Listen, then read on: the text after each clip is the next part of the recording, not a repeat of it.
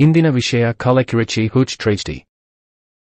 ಕಲ್ಲಕುರಿಚಿ Hooch ದುರಂತದ ಸಾವಿನ ಸಂಖ್ಯೆ 58ಕ್ಕೆ ಏರುತ್ತಿದ್ದಂತೆ ಘಟನೆಯ ಬಗ್ಗೆ ಸಿಬಿಐ ತನಿಖೆಗೆ ಬೇಡಿಕೆಯ ಕುರಿತು ಡಿಎಂಕೆ ಮತ್ತು ಪ್ರತಿಪಕ್ಷ ಬಿಜೆಪಿಯ ರಾಜ್ಯ ಸರ್ಕಾರವು ಮಾತಿನ ಸಮರದಲ್ಲಿದೆ.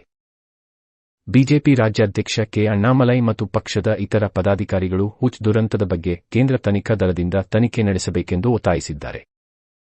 ತಮಿಳುನಾಡು ರಾಜ್ಯಪಾಲ ಆರ್.ಎನ್. ರವಿ ಅವರಿಗೆ ಸಲ್ಲಿಸಿರುವ ಮನವಿಯಲ್ಲಿ ಬಿಜೆಪಿ ಸಿಬಿಐ ತನಿಖೆಗೆ ಆಗ್ರಹಿಸಿದ್ದು, ದುರಂತದಲ್ಲಿ ಡಿಎಂಕೆ ಸದಸ್ಯರು ಭಾಗಿಯಾಗಿದ್ದಾರೆ ಎಂದು ಆರೋಪಿಸಿದ್ದಾರೆ. ಹೂಚ್ ದುರಂತ ಪ್ರಕರಣವನ್ನು ತಮಿಳುನಾಡು ಸರ್ಕಾರವು ಮುಂದಕ್ಕೆ ತೆಗೆದುಕೊಳ್ಳುತ್ತಿರುವ ರೀತಿ ಸರಿಯಾಗಿಲ್ಲ. ಡಿಎಂಕೆ ಸದಸ್ಯರು ಈ ಪ್ರಕರಣದಲ್ಲಿ ಭಾಗಿಯಾಗಿದ್ದಾರೆ ಮತ್ತು ಸಿಬಿಸಿಐಡಿ ತನಿಖೆಯಲ್ಲಿ ನಮಗೆ ವಿಶ್ವಾಸವಿಲ್ಲ, ಏಕೆಂದರೆ ಅವರು ತಮಿಳುನಾಡು ಸರ್ಕಾರವನ್ನು ಮೀರಿ ಹೋಗಲು ಸಾಧ್ಯವಿಲ್ಲ. ಆದ್ದರಿಂದ ಸಿಬಿಐ ತನಿಖೆಗೆ ಹೋಗಬೇಕೆಂಬುದು ನಮ್ಮ ಬೇಡಿಕೆಯಾಗಿದೆ ಎಂದು ದಕ್ಷಿಣ ಚೆನ್ನೈನ ಬಿಜೆಪಿ ಅಭ್ಯರ್ಥಿ ತಮಿಳಿಸೈ ಸೌಂದರರಾಜನ್ ಹೇಳಿದ್ದಾರೆ. ಘಟನೆ ಬೆಳಕಿಗೆ ಬರುವ ಒಂದು ದಿನದ ಮೊದಲು ಹೆಚ್ಚಿನ ಸಂಖ್ಯೆಯ ಜನರು ಆಸ್ಪತ್ರೆಗೆ ದಾಖಲಾಗಿದ್ದಾರೆ ಎಂಬುದನ್ನು ಕಂಡುಹಿಡಿಯಲು ಜಿಲ್ಲಾಡಳಿತ ವಿಫಲವಾಗಿದೆ ಎಂದು ತಮಿಳಿಸೈ ಹೇಳಿದರು.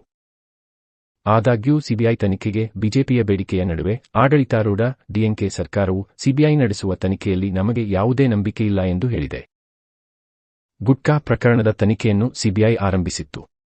ಆದರೆ 5 ವರ್ಷ ಕಳೆದರೂ ಪ್ರಕರಣದಲ್ಲಿ ಯಾವುದೇ ಪ್ರಗತಿಯಾಗಿಲ್ಲ. ಅದೇ ರೀತಿ 2016ರ ರಾಜ್ಯ ವಿಧಾನಸಭಾ ಚುನಾವಣೆ ವೇಳೆ 570 ಕೋಟಿ ರೂ.ಗಳಷ್ಟು ಹಣ ತುಂಬಿದ್ದ ಕಂಟೈನರ್ ವಶಪಡಿಸಿಕೊಂಡು ಪ್ರಕರಣವನ್ನು ಕೈಬಿಡಲಾಗಿತ್ತು.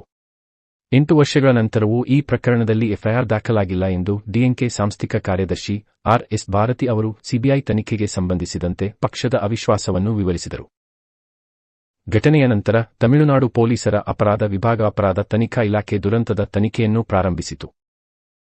ದುರಂತದಲ್ಲಿ ಈಗ 58 ಜೀವಗಳು ಬಲಿಯಾಗಿದ್ದು, ರಾಜ್ಯದಾದ್ಯಂತ ಸುಮಾರು 156 ಜನರು ನಕಲಿ ಮದ್ಯ ಸೇವಿಸಿ ಆಸ್ಪತ್ರೆಗಳಿಗೆ ದಾಖಲಾಗಿದ್ದಾರೆ. ಈ ವಿಷಯ ನಿಮಗೆ ಇಷ್ಟವಾಗಿದೆಯಾ? ದಯವಿಟ್ಟು ಹಂಚಿಕೊಳ್ಳಿ ಮತ್ತು ಅಭಿಪ್ರಾಯ ತಿಳಿಸಿ. ನೋಡುವುದಕ್ಕೆ ಧನ್ಯವಾದಗಳು. ದಯವಿಟ್ಟು ನಮ್ಮ ಸೇನೆಗೆ ಗುಂಪು ಸೇರುವ